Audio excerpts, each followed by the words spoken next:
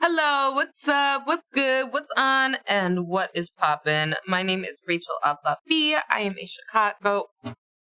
Jeez, just can't get into the role today. I am a model here in Chicago, and today I am here with Chicago React, reacting to the Pig War Oversimplified Part 2.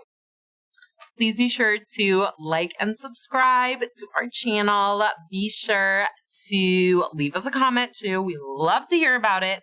And definitely check out some of our merch. It will be linked below. We got mugs and shirts. It's interesting. Yeah, let's get into it. I'm excited to see how this ends. Pig, that's the final straw. No. Lyman shot the pig. After taking a second to calm down, he felt bad about murdering Griffin's prized boar. So he went to him and said, "Hey man, look, I kinda just killed your pig. It was eating my potatoes again and I don't know, man, I kinda just killed your pig. Killed your pig. Killed your pig."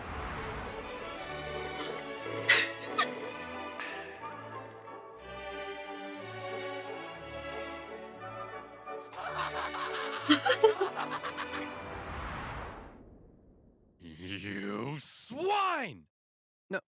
No, the swine is the one I killed. I'm Lyman.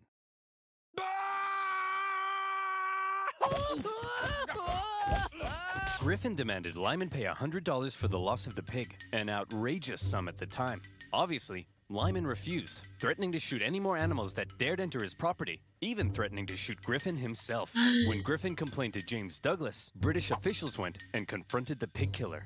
Again, they insisted he pay up, and if he didn't, Lyman claimed they threatened to arrest him and take him back to Victoria. British officials arresting an American on American soil and trying him under British law? Now that's controversial. And it's a controversy that attracted the attention of an American general in charge of the Department of Oregon, one William S. Harney. This guy, General Harney, had a reputation. He's the kind of guy who invades Mexico without orders, wasting valuable resources and creating an embarrassing situation for everyone involved. He's the kind of guy who has one of his own men arrested for writing the wrong header on a report. He's the kind of guy who finds a dog digging up his yard and then chases it for 1.5 miles just to give it a beating. He hated superiors, hated being told what to do, and had been court-martialed 4 times for disobeying orders. Contemporaries described him as an imbecile, all matter and no mind, an arrogant humbug, and a laughingstock. Like I said, General Harney had a reputation. He hated the British and was out for any opportunity to earn personal glory for himself. By some accounts, he even wanted to become president.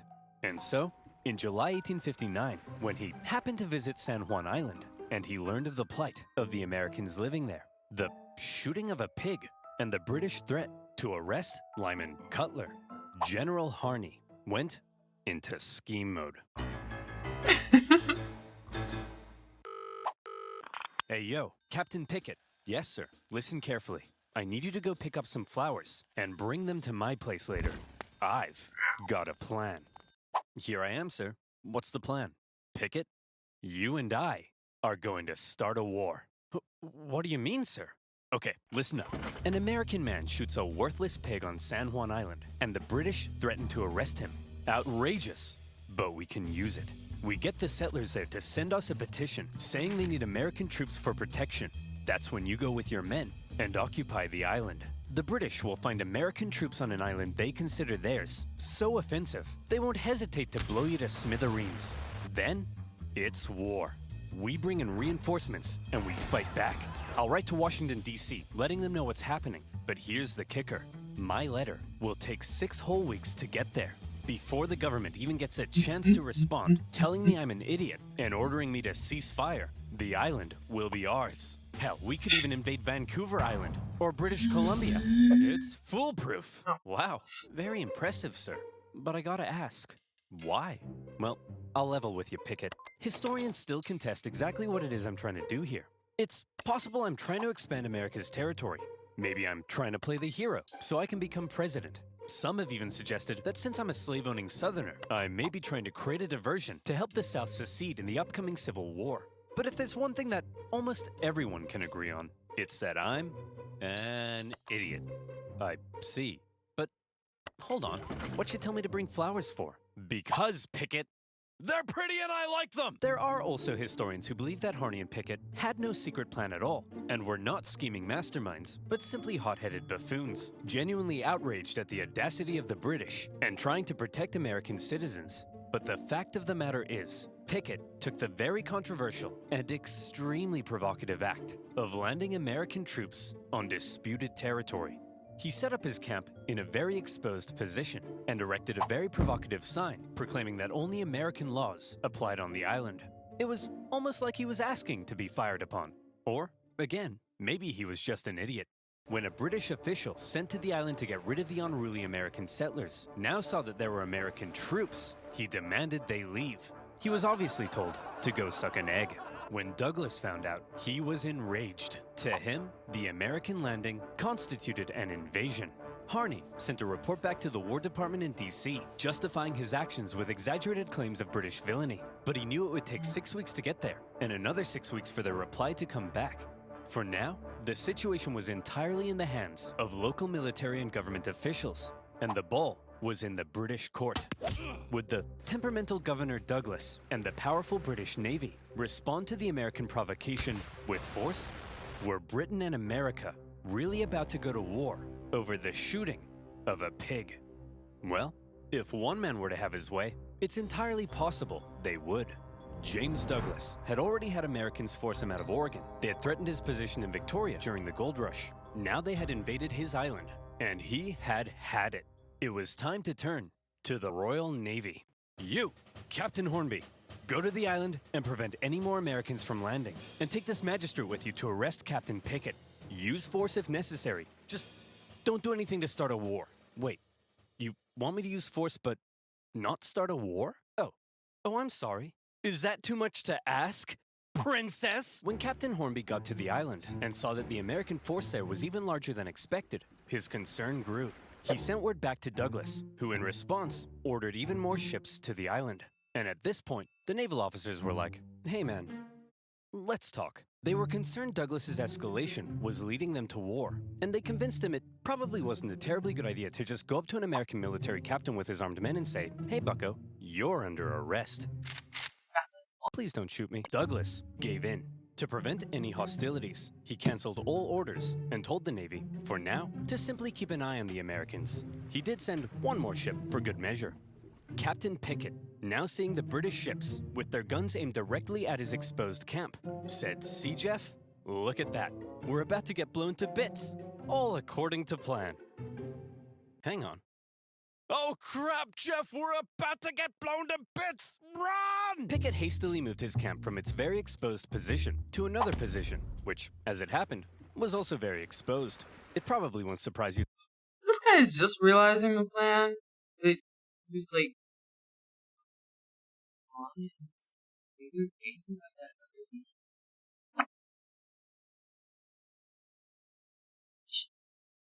to learn Pickett came dead last in his graduating class. Nearby American and British officials began showing up to ask Pickett what the heck he was even doing.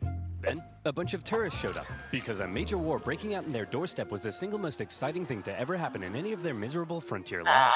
One Charles Griffin was particularly unhappy. First his pig had been shot. Now his sheep pastures were being trampled by soldiers and tourists alike. He complained to Governor Douglas, who was still pretty upset about the whole thing. Douglas felt British honor itself was at stake. So he decided that if American forces were allowed to be on the island, well then by golly, the British should be there too. It would be a joint military occupation.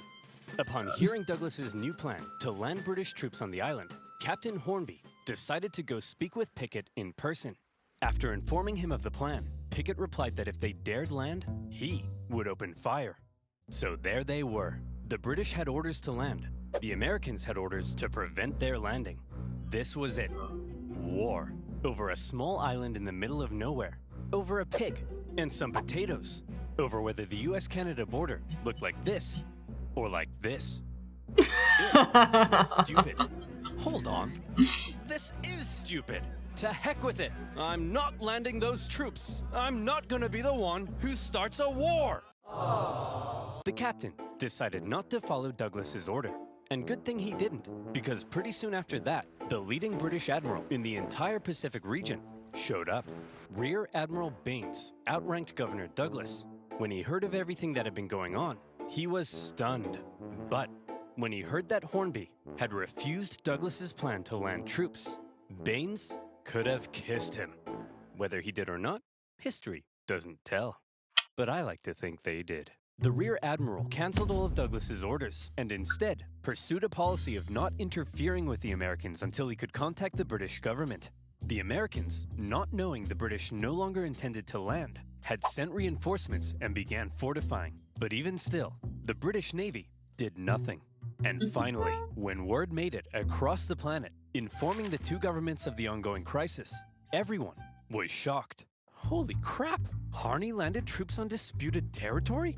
Man, I hope the British don't find out about this. Buchanan? Oh crap! The British! Why are we getting reports of American troops on San Juan Island? Whoa. I don't know, man. Nothing to do with me. But you're the president. What? Breckenridge? Am I the president? Yes, sir. And hey, we got a problem. It looks like the southern states are considering seceding, and we're headed for the biggest crisis in the history of the nation. And it's your job to fix it, sir. Sir? Oh no. Go away. Not the curtain again, Mr. President. Buchanan. Back in the Pacific Northwest, Harney was beginning to realize the government may not be terribly impressed with his reckless actions. So he began firing off even more aggressive letters, justifying what he had done. Tell him the British were sending bands of Indians to attack our men, and that they're big meanies with coal for hearts, and that they made me cry like a little girl. Wait, no, that makes me sound weak. They made me cry like a big girl. Yeah, that's it. When the president received Harney's new letters, his anxiety only grew stronger. Oh, crap. Hey, General Scott, please make this go away. Leave it to me, sir. General Winfield Scott was the commanding general of the entire U.S. Army. Well known for his negotiation skills, he was a veteran of the Mexican-American War, during which time he had had to deal with General Harney's idiocy and insubordination. And he watched as Harney got away with it all, thanks to his friends in high places. It's safe to say that Scott really did not like General Harney. By now, General Scott was racked with gout, and he was so big, he had to be hoisted onto his ship in a basket. Oh my god. A long journey to the Pacific Northwest. Okay, everyone, get over here. Will somebody please tell me what the heck is going on? I'll tell you, General. It all started on one fateful day last summer. Spuddy? All right, you damn dirty pig. That's the final straw. What? Hey, you can't get away from me! Look at that, pig. Nowhere left to run, eh? I'm gonna enjoy this.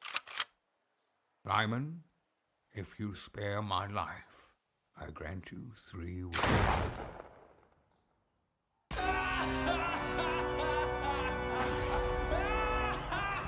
So you see, General, the pig wasn't even on his property when he shot it. Liar! He's lying to you, General. I'll tell you what really happened. What a pleasant summer's afternoon here on my humble farm. It's just me and my beloved potatoes. I'm so happy. Say, Lyman, them some nice spuds you got there. What Would be a was shame if somebody ate them. No, not again, you beast! Leave my potatoes alone! Yeah, I'm gonna eat them, Lyman.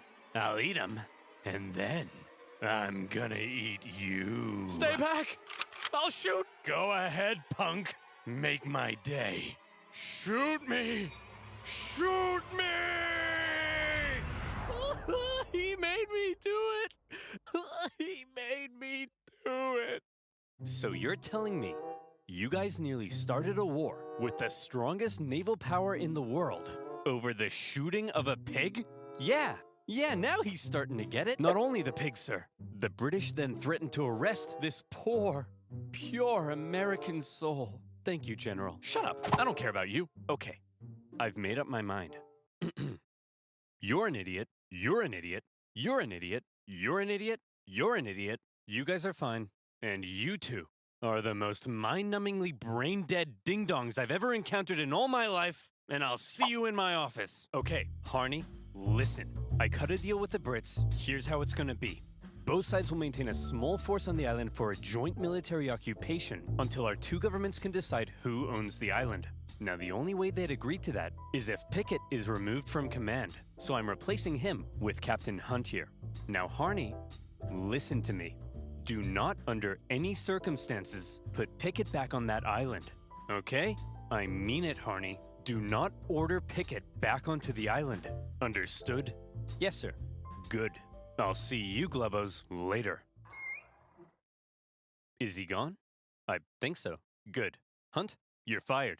Pickett, you're going back on the island. All right, you psychopath. I've been waiting years for this. I hate you. I've always hated you. Harney had not only ordered Pickett back onto the island, but his department even notified the British that it did not recognize the joint occupation settlement, while everyone else had decided on peace. Harney appeared to still be threatening war.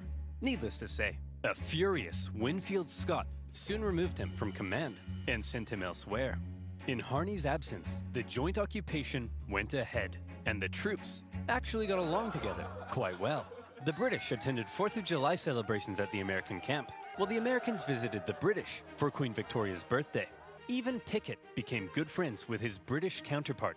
War, it seemed, had been avoided, thanks largely to the level-headed actions of the Royal Navy and General Winfield Scott. Of course, the islands were still in dispute, and the question of who exactly owned them still had to be answered. That answer would have to wait, because while San Juan was at peace, the nation was tearing itself apart. When Civil War broke out in 1861, the issue of San Juan just wasn't that important. Harney, despite being a Southerner, remained in the U.S. Army, but was eventually removed from command at St. Louis when his loyalty to the Union came under suspicion. More famously, Captain Pickett, a native Virginian, went on to become a Confederate general. Pickett's charge at the Battle of Gettysburg remains one of the most famous moments of the entire war and marked a major turning point. U.S. relations with Britain actually soured during the war. The British, missing their supply of southern cotton, initially looked like they may intervene on the side of the Confederacy. There was the Trent Affair, when Confederate diplomats were discovered and arrested on a British mail steamer. And then there were the British-built ships sold to the Confederacy that wreaked havoc on northern commerce. When the Civil War ended, furious American politicians called on the British to pay reparations. And by now, a long list of hot issues existed between them. And yes, on that list remained, 12 years later, still the issue of who owned these gosh darn islands. That issue, it was finally agreed, would be submitted to international arbitration. The Empire of Germany would decide, with the British and Americans presenting arguments. The American argument was reportedly presented with a little more pizzazz, a little more zing. And in the end, when the Germans made their decision, they awarded the San Juan Islands to the United States. When an aging Douglas heard the news, he said that there was no possible way the British argument had been presented correctly. But that was that. The British conceded, and on the 25th of November, 1872, the last British troops left the island. As the Americans entered the British camp to raise their flag, they found that the British had removed the flagpole. One last up yours to Uncle Sam. By this time, Charles Griffin had already left the island, and the Hudson's Bay Company eventually sold their sheep farm. And so, there you have it. A dangerous situation that almost brought two great powers to war, triggered by the shooting of a pig. But thanks to more level-headed minds and an eagerness for peace and cooperation, conflict was avoided, and the only casualty of this pig war was, well, just a pig. But how Was it just a could things have pig? been? What if the British had attempted to arrest Pickett? What if they had landed troops? Could the two sides have actually gone to war? Could America have invaded Canada? Could it, perhaps, still invade Canada? Think about it. Why not? We have the manpower. We have the arms. It's our manifest destiny. Oh no. Mounties where red and blue, and hail the the Stars and Stripes. Wayne Gretzky would wave the American flag every 4th of July in the streets of Montreal. Maple syrup, the greatest American food. Banff, the greatest American national park. One united nation under the leadership of our glorious president, Drake. No longer shall we tolerate our smug neighbors to the north. Affordable insulin and endless comments complaining that I don't talk about Canada enough in my videos. That's right, Canadians. Watch your backs. Sleep with one eye open tonight. Because Biden's coming, baby. And this time, he's coming with a vengeance! Oh my god.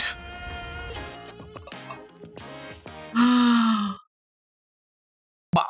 Okay, so I'm curious to know if this is like popular history that like people who paid attention in class knew, because this is the first I'm hearing of any of this. Not that I personally would like know about these things. I've only been to the Pacific Northwest. But I'm honestly surprised that like a war didn't break out given the players in that game, because there was a lot of stupidity there. And I like to think that all the little jokes and stuff were true. I think it would be really nice if this like general or whatever had invited some other idiot over and he asked him to bring him flowers just because they were pretty.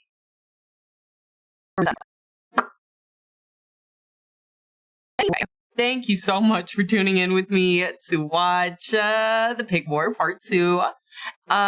Be sure to like and subscribe. Check out some of the other videos on the channel. Leave us a comment down below. Follow me on Instagram at RachelAblaB. And we will catch you next time. Thank you. Bye.